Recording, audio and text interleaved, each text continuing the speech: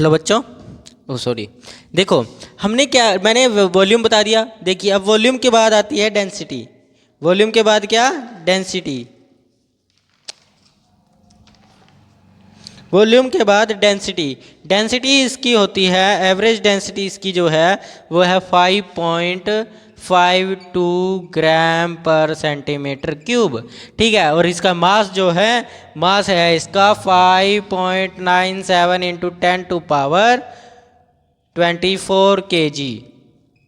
ठीक है, तो मान के चलिए अगर ये मास है तो ये डाटा हमें सीधे सीधे क्या बता रहा है? जो मैंने डाटा आपको दिया है ये क्या बता रहा है? क्या बता रहा है आपको ये डाटा? क्या बता रहा है? ये डाटा बताता है बेटा जी कि पृथ्वी का अंदरूनी भाग बहुत ज़्यादा क्या है? डेंस है। क्या है? डेंस है। ठीक है, इसीलिए, और आमतौर पर बात की जाए तो कोर भाग जो है पृथ्वी का वो केवल पत्थरों से नहीं बना, उसके अंदर डेंसिटी बहुत ज़्यादा है, उसका घनत्व बहुत ज़्यादा है, अपने अंदर खींचने की क्षमता ज़्यादा है। ठीक है, तो कोर में बहुत आयरन एंड निकल जैसे हैवी मेटल्स हो सकते हैं। ठीक है, तो इसीलिए पृथ्वी जब अगर उसके अंदर घनत्व है, किसी को अपने अंदर धंसाने की क्षमता है तो खुद धंसने की क्षमता भी है, तो मतलब वो नीचे की तरफ से धंसी हुई है। ठीक है, हमें ये भी प्रमाण देते हैं। सब मजा आ गया। आगे देखिए अब चलते हैं कोर फैक्ट की तरफ। अब चलते हैं कोर फैक्ट की तरफ। देखिए मैंने आपको मेन बात बताई, पृथ्वी ओबलेट है, हम क्यों माने इस चीज़ को, ये बात समझ आ गई। लेकिन ओबलेट है, चलो हमने मान लिया सर कि आपने हमें इतने सारे एविडेंस दे दिए, इतने सारे प्रूफ दे दिए कि पृथ्वी क्या है? जियोड है। तो अब हम सर मान भी गए उसको भी जियोड है, हम पक्का सर अपने वादे से हटते हैं, अभी गोल नहीं, गोल है, गोल बिल्कुल नहीं है, वो है जियोड है सर। हमने अपने दिल में बसा लिया, अपने दिमाग में बिठा लिया भी सर क्या है ये? पृथ्वी जियोड है। ठीक है सर, पृथ्वी जियोड है तो क्यों है? क्यों जियोड है ये तो बताइए। मान लिया हमने पृथ्वी जियोड है तो क्यों है, तो ये भी बच्चा जी हम देखते हैं। अब कोर पॉइंट की तरफ चलते हैं इसके। ठीक है, पृथ्वी गोल क्यों नहीं है? अब ये बात तो आएगी ना आपके मन में भी, पृथ्वी गोल क्यों नहीं है, जियोड ही क्यों है? गोल भी हो सकती थी, गोल क्यों नहीं है, जियोड क्यों है? तो ये देखते हैं आगे। इसके पीछे दो बड़ी शक्तियां हैं, इसके पीछे दो बड़ी शक्तियां हैं कि पृथ्वी गोल क्यों नहीं है, जियोड क्यों है। सबसे पहली शक्ति आती है अर्थ रोटेशन। सबसे बड़ी शक्ति, पहली शक्ति आती है अर्थ रोटेशन। क्या आती है? Earth rotation. जब पृथ्वी घूमती है तो किसके ऊपर घूमती है? सेंट्रीफ्यूगल फोर्स के ऊपर। किसके ऊपर घूमती है? सेंट्रीफ्यूगल फोर्स पर घूमती है। किस पर घूमती है? सेंट्रीफ्यूगल फोर्स पर घूमती है। समझ आया? इक्वेटर पर सबसे ज़्यादा अधिक होती है उसका सेंट्रीफ्यूगल फोर्स। कहाँ होता है? इक्वेटर पर अधिक होता है, इक्वेटर पर ज़्यादा, और पोल्स पर कम होता है। पोल्स पर बहुत कम होता है। ठीक है, पोल्स पर होता ही नहीं, मेरी बात साफ साफ मानो, पोल्स पर जीरो होता है। सेंट्रीफ्यूगल फोर्स कितना? पोल्स पर जीरो होता है। किस पर? पोल्स पर। इसीलिए इक्वेटर बाहर की तरफ थोड़ा सा फूला हुआ है। इसीलिए पृथ्वी इक्वेटोरियल लाइन पर, इक्वेटोरियल लाइन पर बाहर की तरफ फूली हुई है, बाहर की तरफ फूली हुई है।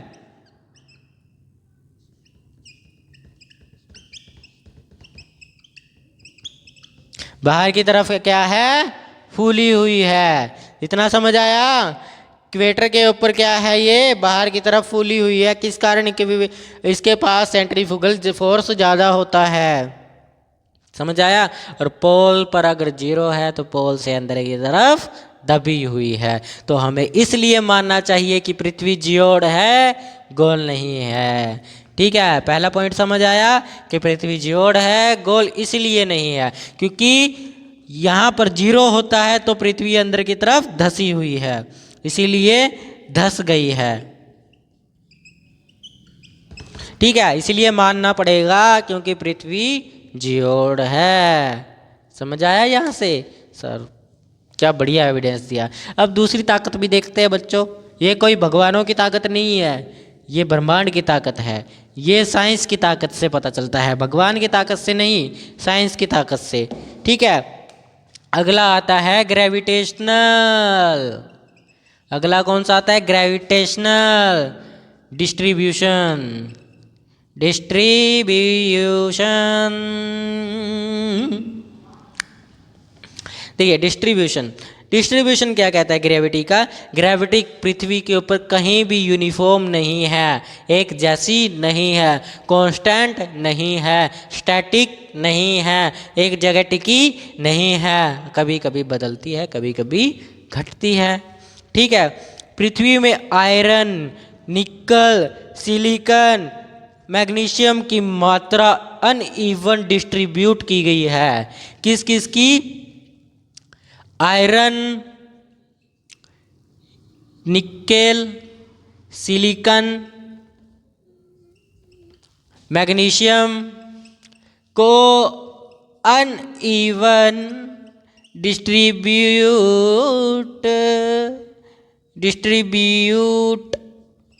किया गया है। समझ आया बच्चों? इसको डिस्ट्रीब्यूट किया गया है, इतना समझ आया? इसीलिए पृथ्वी क्या है?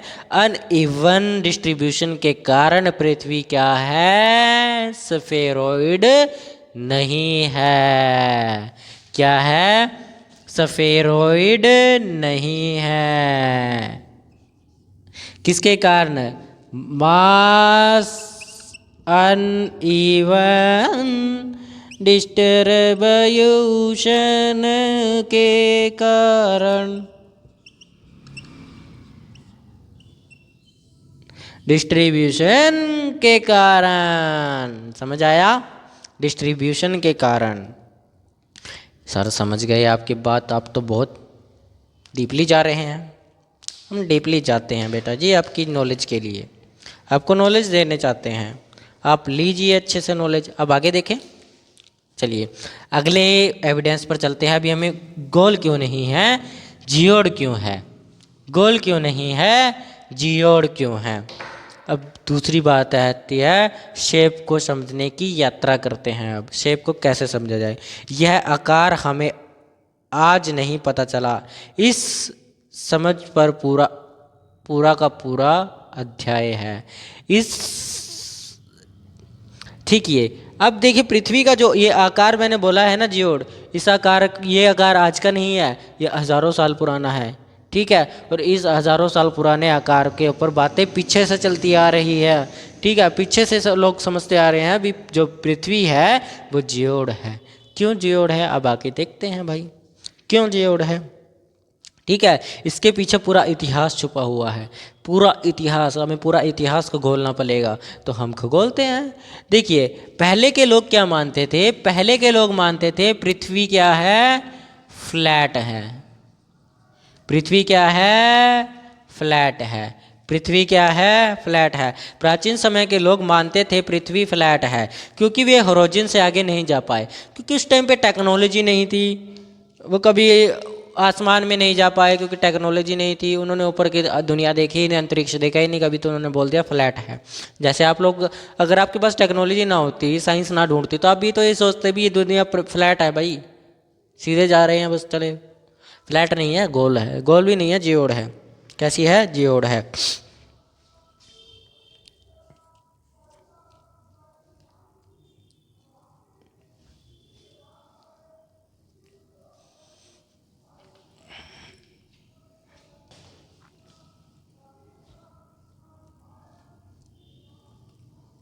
चलिए आगे चले। चलिए ठीक है, पृथ्वी क्या है? पृथ्वी क्या है? जियोड है। क्यों? अब ये तो था पहली बात, पृथ्वी फ्लैट है, लोग मानते थे इसको। इसका आकार कैसा था? पहले फ्लैट मानते थे लोग, लेकिन धीरे धीरे साइंस आई, साइंस ने बताया। सबसे पहले बताया ग्रीक्स ने बताया। ग्रीक्स का मतलब यूनानी, यूनानी क्या बोलते हैं, यूनानी शासक, यूनानी कौम, ठीक है। उन्होंने बताया कि पृथ्वी कैसी है, स्फेरॉइड है। पृथ्वी कैसी है, स्फेरॉइड है, यानी कि गोल है। लेकिन ऐसा नहीं है। उन्होंने उनके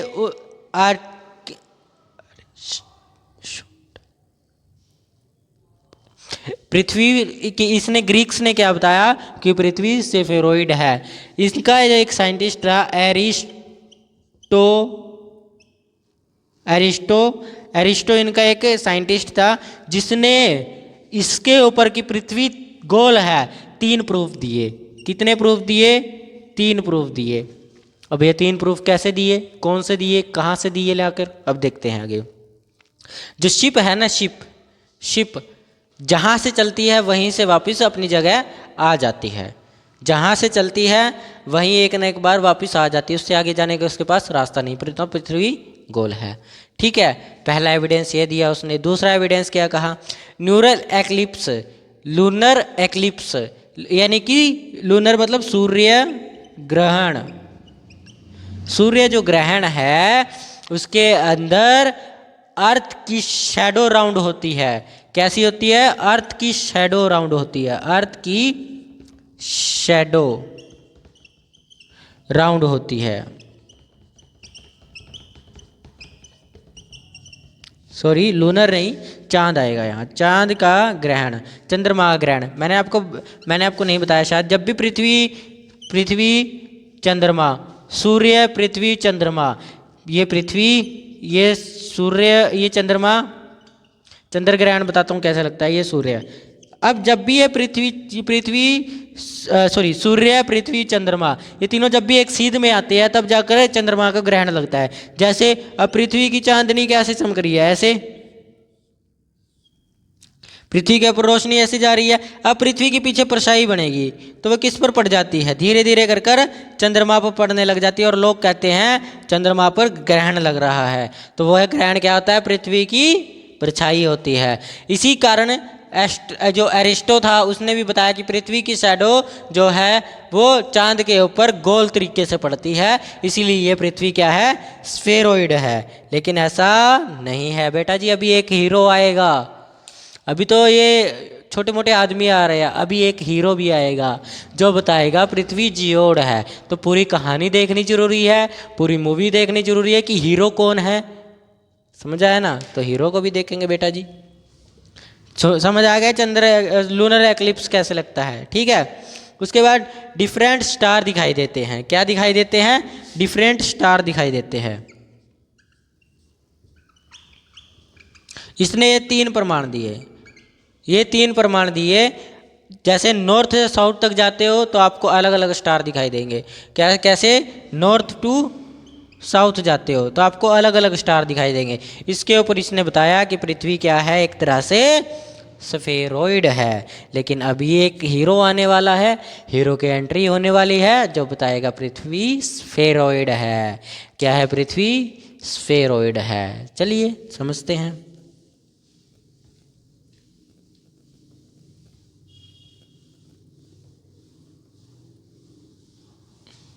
अब आती है बारी न्यूटन की। किसकी बारी आती है, न्यूटन की।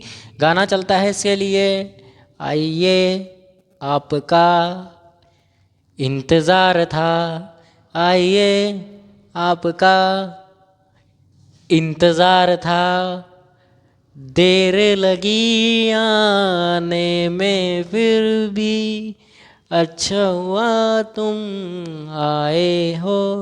मुझे पूरा गाना नहीं आता अच्छे से, बस मैंने तो वैसे ही बता दिया। आपका इंतजार था, आ गया न्यूटन ने बोला बेटा तुम अभी बच्चे हो। एरिस्टो को बोला बेटा तुम बच्चे हो, बाप अभी जिंदा है। तो न्यूटन ने कहा पृथ्वी ओबलेट है। क्या है, पृथ्वी ओबलेट है। तो सर ओबलेट बताइए अब क्यों है। न्यूटन ने अपनी प्रिंसिपा मैथमेटिका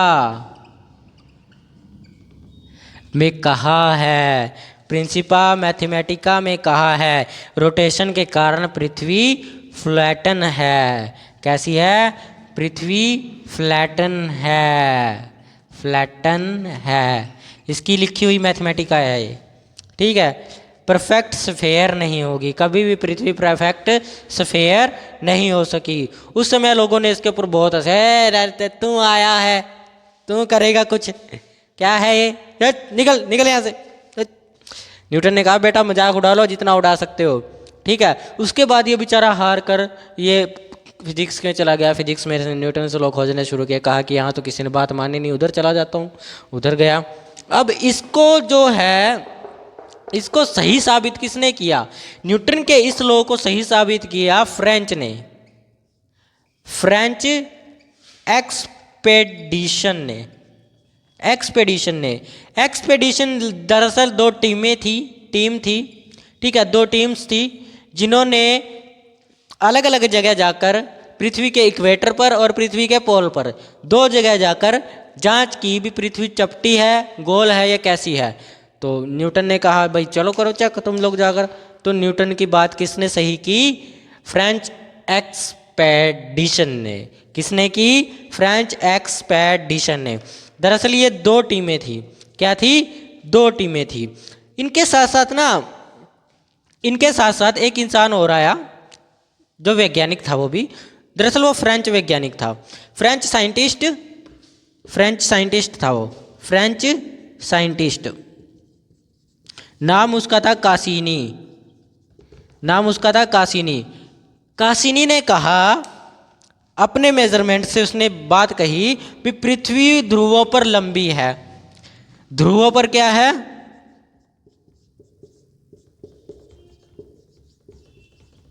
ध्रुवों पर लंबी है, ठीक है। इक्वेटर पर संकरी है, यानी पृथ्वी प्लेट सेफेरॉइड है। क्या है? पोलेट सेफेरॉइड। क्या है? पोलेट स्फेरॉइड, ठीक है। क्या है? पोलेट सेफेरॉइड। इसका मतलब कासिन की थ्योरी न्यूटन की बिल्कुल उल्टी थी, न्यूटन की बिल्कुल उल्टी थी। अब ये बेचारा फ्रेंच वाले परेशान हो गए, यार अब किसकी माने हम, ये तो साला बोल रहा है, कोई कुछ कह रहा है, कोई कुछ कह रहा है, अब हम किसकी बात माने? फ्रेंच ने कहा किसी की नहीं मानेंगे, जिसकी सही होगी उसको मानेंगे। इन्हें कहा दो टीमें भेजो तुम, जो ये बोल रहे हैं ना, अगर दोनों की गलत निकले दोनों को फोड़ेंगे। अब फ्रेंच वालों ने दो टीमें बनाई, ठीक है, जिनको कहा गया फ्रेंच एक्सपेडिशन, ठीक है। अब देखते हैं इनको फ्रेंच एक्सपेडिशन ने क्या किया, क्या गुल खिलाए इन्होंने। गुल बहुत अच्छे खिलाए इन्होंने, गुलगुले पिला रहे हैं, हम तुमसे मिलने आए हैं। देखो, दो फ्रेंच जियोडेसिक एक्सपीडिशंस बनाई, मैंने आपको बताया पहले भी, ठीक है। जो पहली जो एक्सपीडिशन टीम थी वो नियर द इक्वेटर गई, नियर द इक्वेटर गई, ठीक है। वहां पर गई थी पीरू। कौन सी गई थी? पीरू गई थी, पीरू टीम गई थी, ठीक है, साउथ अफ्रीका के अंदर से। कहां पर गई थी? साउथ अफ्रीका में, साउथ अफ्रीका के अंतरिक्ष में, अफ्रीका में नहीं अंतरिक्ष पे गई थी, ठीक है। इनको लीड किसने किया? दो बंदों ने लीड किया। एक का नाम था बाउगर, ठीक है। एक का नाम था ला कैंडीमैन, ठीक है। इन दोनों ने इस टीम को क्या किया था?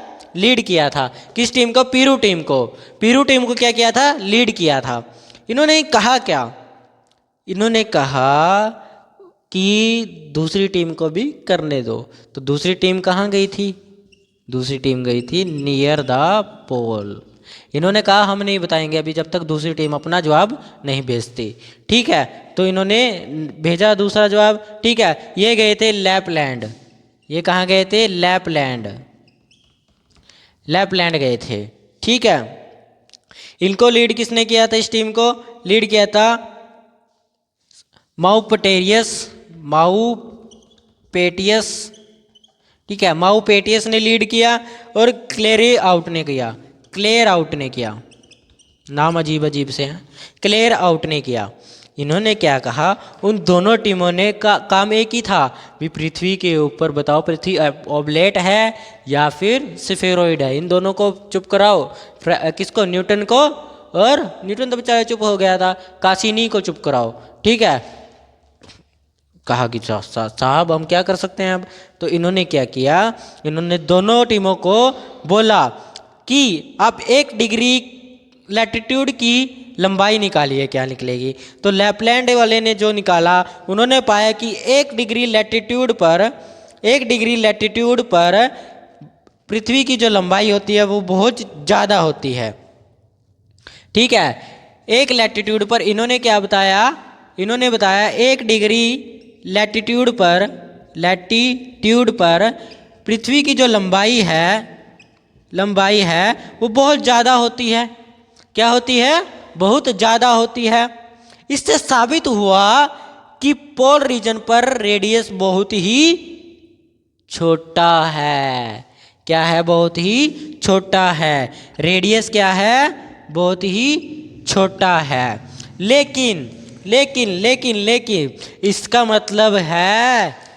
मतलब है कि पृथ्वी पोल पे से दबी हुई है। और यही बात कौन कह रहा था बच्चों, यही बात कौन कह रहा था, दबी हुई, न्यूटन कह रहा था। कौन कह रहा था, न्यूटन बाबा कह रहे थे। अब आ जाओ बेटा, इसके ऊपर इसने क्या खोज की, महाराज ने, इस टीम ने क्या खोजा, इस टीम ने भी फाइंडिंग किया। उन्होंने पाया कि 1 डिग्री लैटिट्यूड के ऊपर जो लैटिट्यूड की लंबाई है, 1 डिग्री लैटिट्यूड की लंबाई कितनी है, कम है। लैटिट्यूड